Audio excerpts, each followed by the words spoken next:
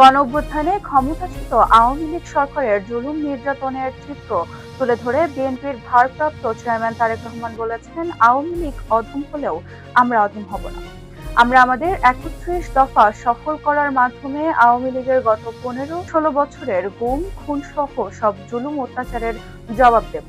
তিনি বলেন, এই ৩১ দফা বাস্তবায়নের মাধ্যমেই বাংলাদেশ নিয়ে শহীদ প্রেসিডেন্ট জিয়াউর রহমান ও বেগম খালেদা জিয়ার স্বপ্ন পূরণ হবে।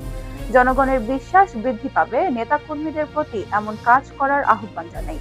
ইতোপূর্বে আমাদের ঘোষিত টেক ব্যাক বাংলাদেশের কাজ এখনো শেষ হয়নি। গণতন্ত্র ও ভোটের অধিকার জনগণকে ফিরিয়ে দিতে হবে। আগামীর নির্বাচন অনেক কঠিন হবে মন্তব্য করে তিনি আরও বলেন, ভোটের মাধ্যমে সমর্থন পাওয়া আস্থার প্রতীক। বিএনপির সমাবেশে ভিড় থাকে তা জনগণের আস্থার প্রকাশ। এই আস্থা ধরে রাখতে হবে। রাজনৈতিক দল হিসেবে আমরা ভোটের কথা বলবো, এটাই স্বাভাবিক।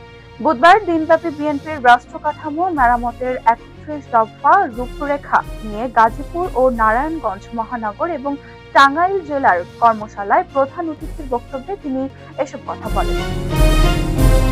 ২ মহানগর ও ১ জেলায় পৃথকভাবে আয়োজিত কর্মশালা হলেও তারেক রহমান এবং তার একই সঙ্গে ভার্চুয়ালি যুক্ত হয়ে নেতাকর্মীদের ৩১ দফা সংক্রান্ত বিভিন্ন প্রশ্নের উত্তর দেন। এই পৃথক কর্মশালায় ৩,০০০-এর কম বেশি নেতাকর্মী অংশ নেন বলেও জানান তিনি। গাজীপুর মহানগরের তাজউদ্দিন আহমেদ অডিটোরিয়ামে বিএনপির এ কর্মশালায় সভাপতিত্ব করেন মহানগর বিএনপির সভাপতি শওকত হোসেন সরকার। বিএনপির মিডিয়া সেলের সদস্য আনিসুর রহমান তালুকদার খোকনের সঞ্চালনায় উদ্বোধনী বক্তব্য রাখেন বিএনপির যুগ্ম মহাসচিব শহীদ উদ্দিন চৌধুরী এনি। প্রধান আলোচক ছিলেন বিএনপির ভারপ্রাপ্ত চেয়ারম্যানের উপদেষ্টা মৌলির সদস্য ডক্টর মাহাদি আমিন।